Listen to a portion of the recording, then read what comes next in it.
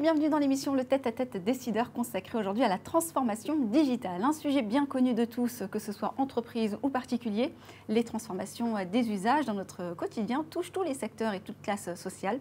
Elle est bien évidemment liée à l'intégration de la technologie digitale dans notre société humaine, mais c'est plus spécifiquement à la transformation digitale des entreprises dont nous allons parler aujourd'hui. Et pour nous accompagner sur ce sujet, deux intervenants, les deux cofondateurs de l'entreprise HRPath, avec à ma droite François Boulet.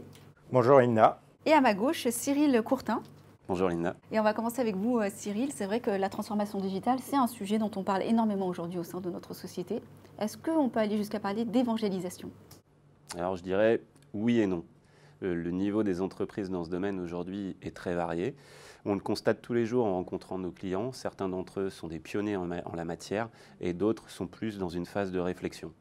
Beaucoup d'entre eux ont déjà une solution RH, mais qui s'avère aujourd'hui pas forcément adaptée aux nouveaux besoins, et notamment la partie gestion des talents et des carrières des collaborateurs. C'est la raison pour laquelle on a décidé de lancer une offre d'audit de maturité liée à cette digitalisation, avec notamment 3 axes. Un axe vers l'organisation des entreprises, tout ce qui est gouvernance, gestion des rôles RH, un axe orienté vers les process, la digitalisation de l'ensemble des process RH, et enfin, bien sûr, un lien avec les outils associés pour gérer le mieux possible l'ensemble de ces besoins. François, Cyril a parlé de gouvernance. C'est vrai que quand on parle d'accompagnement, de transformation digitale, on parle aussi d'humain. Est-ce qu'aujourd'hui, les structures françaises sont suffisamment outillées ? Alors j'ai plutôt tendance à dire non.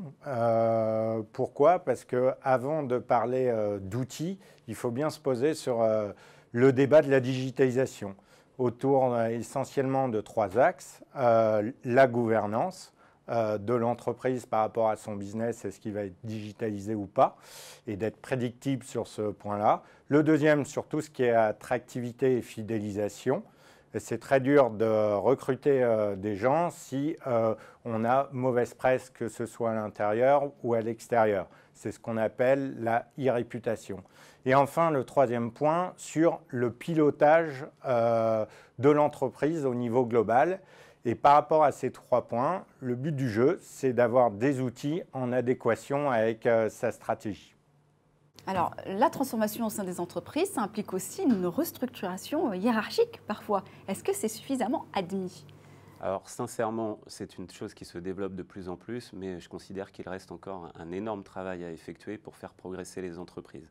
Aujourd'hui, les entreprises ne vivent plus dans un monde isolé, il y a de plus en plus de concurrence et elles doivent s'adapter à leur marché et à leur écosystème. Un des enjeux majeurs des entreprises aujourd'hui, on le constate tous les jours, quel que soit leur domaine d'activité, leur taille, c'est de savoir recruter, mais aussi fidéliser leurs collaborateurs. Et c'est pourquoi la gestion de la marque employeur, de l'e-réputation, comme dont parlait François tout à l'heure, sont des notions primordiales que tous les chefs d'entreprise doivent appréhender et faire évoluer, de sorte à rester au top dans leur marché et savoir recruter et fidéliser leurs collaborateurs. Vous êtes aujourd'hui les cofondateurs, donc on l'a dit en introduction, d'HRPath. Quelle est votre singularité sur le marché, puisque vous n'êtes pas les seuls à proposer ce service? Alors notre singularité, c'est que déjà on est historique. On a créé la boîte avec Cyril en 2001.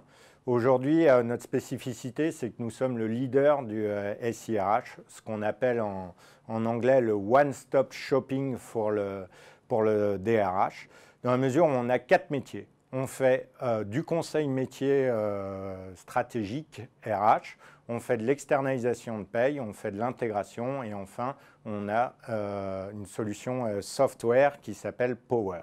Nous sommes implantés en France, dans les grandes villes françaises, dans 15 grandes villes, et nous sommes également à l'étranger où nous sommes présents dans 15 pays. Nous sommes capables d'intervenir tant dans les petits clients que les grands clients, secteur public ou secteur privé. Donc nous sommes le leader du SIRH. On peut donc parler finalement d'une success story à la française, et je crois savoir que vous suivez et soutenez des associations. On peut en savoir davantage ? Oui, tout à fait. C'est quelque chose qui nous tenait à cœur depuis de nombreuses années. On a initié ces actions il y a 2 ans, tout d'abord en aidant une association qui s'appelle Petit Cœur de Beurre, qui a vocation à soutenir des familles qui subissent la cardiopathie congénitale. Et on a voulu accélérer ce process en créant notre propre fondation, qui a pris naissance au mois d'avril, avec un premier projet qui est en cours, qu'on aime bien parce que c'est un lien entre les ressources humaines et le sport. Pour la faire brève, Rêve, c'est une association qui va aider des jeunes en difficulté. Donc là, on a un jeune qui est issu des quartiers difficiles de Marseille et qui, par le sport et les études, est en train de sortir et de prendre son pas. Il fait des études au Canada et en même temps, il pratique sa passion, qui est le football américain. Enfin, je dirais que de par nos relations avec nos investisseurs financiers, on a aussi un programme d'action orienté ESG, environnement, social, gouvernance. Alors, vos projets et perspectives d'avenir, si vous en avez encore? Oui, nous avons plein de projets d'avenir. C'est de se développer à l'international, de passer d'un acteur, d'un leader français à un leader international, dans la mesure où ça n'existe pas dans les solutions RH.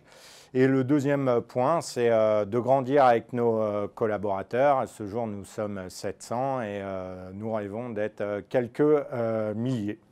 Eh bien, on vous le souhaite, on espère vous recevoir prochainement, donc quand vous aurez accompli vos futurs projets. Merci infiniment en tous les cas pour vos interventions. Merci à vous.